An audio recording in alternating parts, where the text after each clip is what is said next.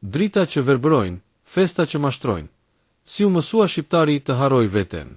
Ka një mashtrim të vjetër, por sot i rafinuar deri në perfekcion.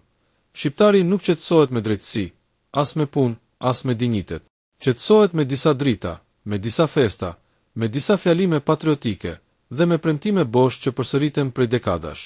Dhe ndërsa dritat ndizen, mendja fiket. Kemi arritur në një pikë tragjike historike.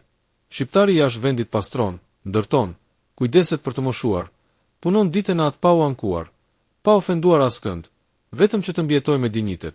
Ndërsa në Shqipëri, i njëjti shqiptar ulet në kafe, konsumon propagandë festive dhe ushet me iluzione patriotike e fetare, sikur këto të ishin zëvendësim për punën, arsimin dhe drejtësi.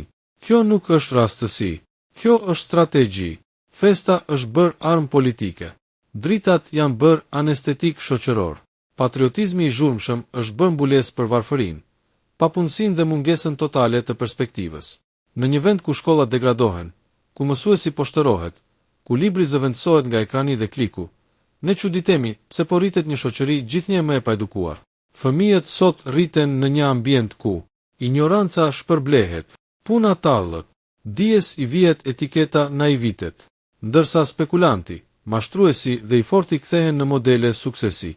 Dhe pastaj pyesim veten, pse po rriten fëmijë pa vlera?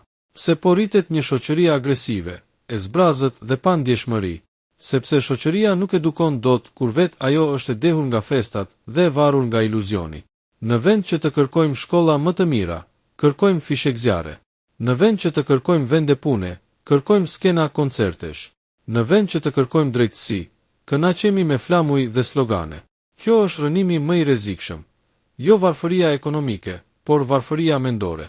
Një komb që mëson të festojë ndërsa po rënohet, është një komb që po trajnohet të mos reagojë. Një shoqëri që mëson fëmijët të brohorasin, por jo të mendojnë, po përgatit breza që do të manipulohen lehtë, do të mashtrohen shpejt dhe do të dorëzohen pa luftë. Kjo nuk është thjesht krizë morale, është krizë ekzistenciale.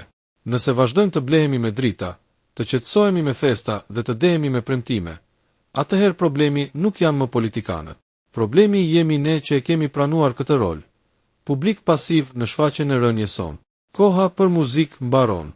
Koha për reflektim ka ardhur vonë. Por ende s'është bërë tepër vonë, nëse zgjedim të zgjohemi.